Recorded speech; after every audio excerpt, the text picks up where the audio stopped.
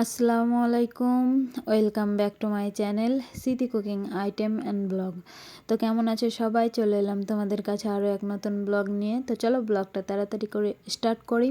তো সকাল সকাল ঘুম থেকে উঠে আমি আমার স্লিমিং টি খেয়ে নিয়েছি, মানে আমার যেইটা রুটিন সকালে ওঠার সেইটা করে নিয়েছি। তারপরে মিস্ত্রি এসেছে আমার রুমে, আর আমার পাশের রুমে দুটো স্ল্যাব বানাবো মার্বেলের। এগুলো কাঁচের বানাবার কথা ছিল, কিন্তু মার্বেল বেঁচে গিয়েছে, তার জন্য ভাবলাম যে মার্বেলেরই বানিয়ে নিই।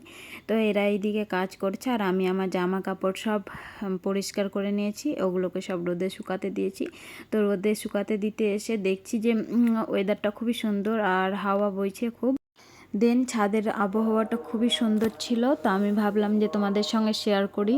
কিছুদিন এমন গরম পড়েছিল যে আকাশে তো পাখি উড়ছিল না, আকাশে পাখি দেখা যাচ্ছিল না। তো আজকের ওয়েদারটা খুবই সুন্দর, ঠান্ডা ঠান্ডা ভাব ছিল।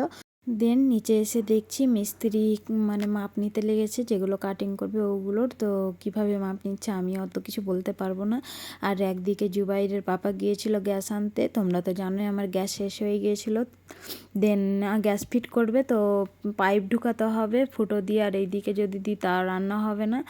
তো পাইপ কাটিং করতে হবে, তো কাটিং করতে বসে তো নাজেহাল অবস্থা। তারপরে মিস্ত্রির মেশিন দিয়ে পাইপটা কাটিং করলো, তারপরে কি যে ফিট করে দিল। তো এইখানে কি সব বলাবলি করছে যে এতটা কাটতে হবে অতটা কাটতে হবে। তো সব কিছু কাটিং করার পর এইখানে ফিট করে দিচ্ছে, আর আমি তাড়াতাড়ি করে রান্না করতে বসে গিয়েছিলাম, কারণ আমার রান্না করতে 12টা বেজে গিয়েছিলো।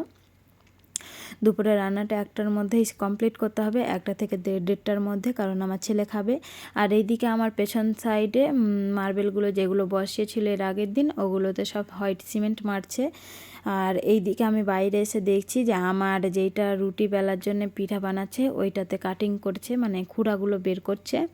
তো 4 কোনা 4টা খুঁড়া আমার মানে বসাবে, তো ওটাতেই কি যে আমার পিঠাটা হয়ে যাবে। এইটাতে আমি রুটি বেলবো, আর এটার সঙ্গে এইটাও বানাচ্ছে। তো এইখানে দুটো পিঠা আমায় বানিয়ে দেবে, তো একটাতে খুঁড়া বসবে, একটা বিনা খোঁড়ার। আর এইদিকে সোয়াবিন ও আলু আমি ভালোভাবে কষিয়ে নিচ্ছি। তো এইখানে কষানো হয়ে গেলে পরিমাণ মতো জল দিয়ে ভালোভাবে সেদ্ধ করে নামিয়ে নেব। দেন জুবাইরের পাপা গ্যাস রেখে মাছ আনতে চলে গিয়েছিল, তো মাছ নিয়ে এসেছে। তারপর আমি তাড়াহুড়ো করে পরিষ্কার করে নিয়েছিলাম, এখন এইগুলো সব ভেজে নেব। তো এখানে হলুদ ও লবণ ভালোভাবে মাখিয়ে নিলাম, আর এক সাইডে দিয়েছি তেল গরম করতে। তো তেলটা ভালোভাবে গরম করার পরে একটা একটা করে মাছগুলো সব ছেড়ে দিচ্ছি। তো যেই আপুরা আমার ভিডিও প্রথম ওয়াচ করছো তাদের কাছে একটাই অনুরোধ, আমার ভিডিওতে যদি তোমাদের কোথাও ভালো লেগে থাকে তাহলে প্লিজ আমার চ্যানেলটা সাবস্ক্রাইব করে আমার পাশে থেকো। এবং যেই আপুগুলো আমাকে আগে থেকেই সাবস্ক্রাইব করে রেখেছো তাদেরকে অনেক অনেক অনেক থ্যাংক ইউ আমার পাশে থাকার জন্য, এমনভাবে আমার পাশে থেকো। তো এক সাইড ভাজা হয়ে গেছে, এইবার মাছটা ভালোভাবে আর এক সাইড ভেজে নেব। দেন কি যে মিস্ত্রি আমার রুমটা তো 12টা বাজিয়েই দিয়েছে, সেইটাকে আবার আমায় পরিষ্কার করতে হবে। তো রান্না কমপ্লিট করার পরে আমি পরিষ্কার করব। আর এই দিকে যেই খুঁড়াগুলো বের করেছিল ওগুলো সব মাপ করে নিয়েছে, কোথায় কোথায় বসাবে রুল দিয়ে সব এঁকে নিয়েছে। তো ওইগুলোতেই শুধু আঠা দিয়ে জয়েন্ট দিয়ে দেবে। তো কেমনভাবে 3 কোনা করেছে, তারপরে ওইখানে দুটো আঠাকে একসঙ্গে করেছে, তারপরে জয়েন্ট দিয়ে নিয়েছে, মানে মিক্স করার পর জয়েন্ট দিয়ে নিচ্ছে। তো এইটা আমি আজকে তোমাদের সঙ্গে শেয়ার করতে পারবো না যে কেমন হয়েছে, কারণ আঠা দেওয়ার পর সারা রাত রেখে দিতে হবে ওইটা সেট হতে, তো ওইখানে আর দেখা যাবে না। আর এইদিকে আমার মাছগুলো সব ভাজি হয়ে গেছে, মাছ থেকে কিছুটা ডিম বের হয়েছিল, ওই ডিমটাও ভালোভাবে ভেজে নেব।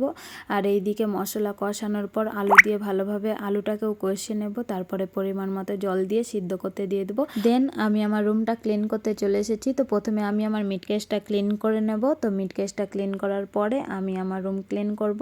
তো সবশেষে আমি আমার বিছানাটা ক্লিন করব। তো এইখানে ধুলোতে তো একদম 12টা বেজে গেছে, তো এগুলো সব পরিষ্কার করতে হবে। আমার পরিষ্কার করতে 2 ঘন্টা লেগে গিয়েছিল।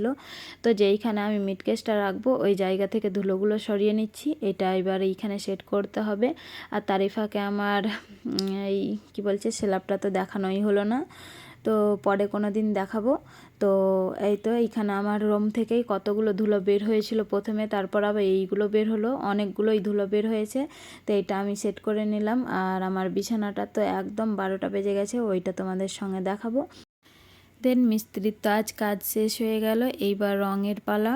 রং মিস্ত্রি যখন আসবে তখন তো আরও 12টা বেজে যাবে। তো তোমাদের সঙ্গে সবগুলোই শেয়ার করব। আর আমার রুমটা আমি রান্না কমপ্লিট হবে তারপরে তোমাদের সঙ্গে শেয়ার করব, মানে ক্লিন করে নেব। আর আমার ধুলোতে ক্যামেরা বাদ হয়ে গেছে, আমি বুঝতে পারিনি। আর এইদিকে আমার মাছ রান্নাও কমপ্লিট, আলু সিদ্ধ হয়ে গেছে, টমেটো আর মাছগুলো দিয়ে নিচ্ছি। তো আমার ভিডিওটা আজকে আমি এইখানেই শেষ করে দেব, এরপরে আর কিছু দেখানো যাবে না, কারণ এরপরে যদি দিই তাহলে অনেকটাই বড় হয়ে যাবে। তো আমার ছেলেও চলে এসেছিলো আমাদের মায়ের বাড়ি থেকে, আর এসেই আমার কাছে আসার জন্য কান্না শুরু করে দিয়েছিল। তো বিছানায় বসে তো সে কাঁদতে শুরু করেছে, আর আমি তোমাদেরকে মানে দেখাবার জন্য আমি ভিডিও নিয়ে ব্যস্ত। তো এখানে আমার ছেলে কাঁদছে। তো আসসালামু আলাইকুম, ভিডিওটা আজকে এখানেই শেষ করলাম।